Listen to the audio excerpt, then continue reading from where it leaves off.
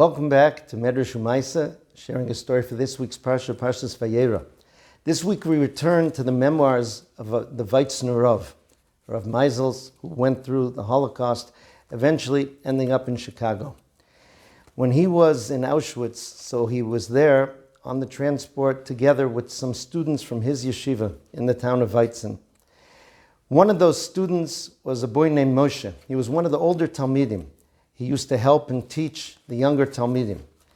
At one point, the Nazis did a selection, and the selection was done to weed out young boys, young children, and send them to execution.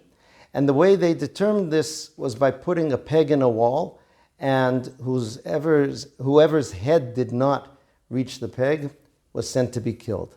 This young man, Moshe, was older than many of the other boys, but he was very short.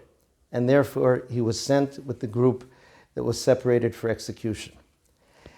There was another boy from the yeshiva who was there in the camp. His name was Akiva Manin. And he came to the Veitzner Rav and he said, Rebbe, how can we let Moshe be killed? How can we set aside when Moshe is going to be lost? And the Rebbe said to him, there's nothing to do. What can we do?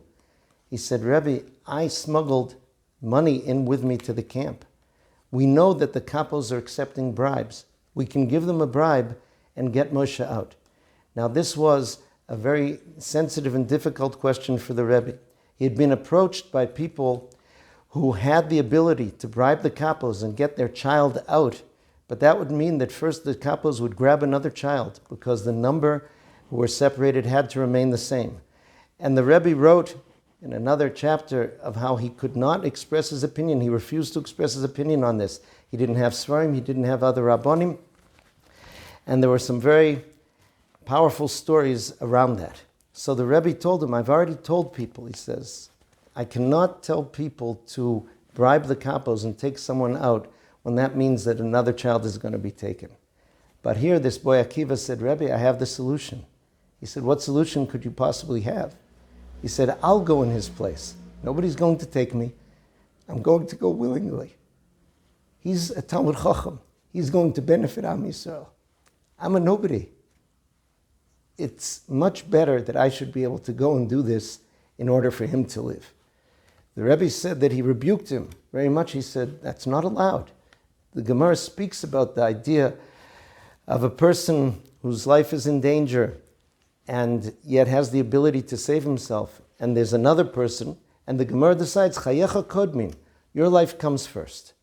And with that, the boy walked away disappointed. A few minutes later, he came back. He said, Rebbe, even if you cannot tell me it's mutter, I'm determined to do this. I just want you to promise me that I'll not be considered someone who committed suicide, someone who took his life intentionally. The Rebbe said, no, I cannot even tell you that. He says, the halacha says you are not allowed to do this, and therefore you're not allowed to. And the boy said, but Rebbe, why? He says, you have to realize my life is worthless. I said, he can go on and do so much. I've lost everybody. All of my family went to the left. I'm alone, and I don't even come up to the toes of a boy like Moshe. Please. And the Rebbe said, no, you're not allowed to do this. 2 Jews are here, 1 Jew is going to die. The Gemara says, "My chazi the didach sumak tfei, dilmadam didach sumak tfei." We don't know whose blood is more red, meaning Rashi says, who's more precious to HaKadosh Baruch Hu. This is what happens, and it had to stay. And with this, Akiva went away disappointed. The Veitzner Rav said, at that moment, that boy Akiva reached the level of the greatest of our nation. Halavai said that we should have a chelik in his greatness. Where does this strength come from? Rav Dessler says that when Avram Avinu and Yitzchak were involved in the Akeida, this implanted in Am Yisrael's spiritual DNA the power of sacrifice. Zechus Avos, which is often translated as the merit of the Avos, he explains as Zakus HaAvos, a certain purity, a certain way of serving Hashem, which is implanted into our spiritual DNA that gives us the ability to do this.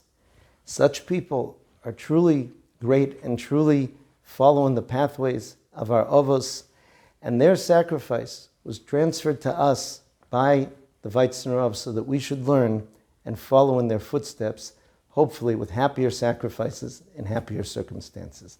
Have a wonderful Shabbos.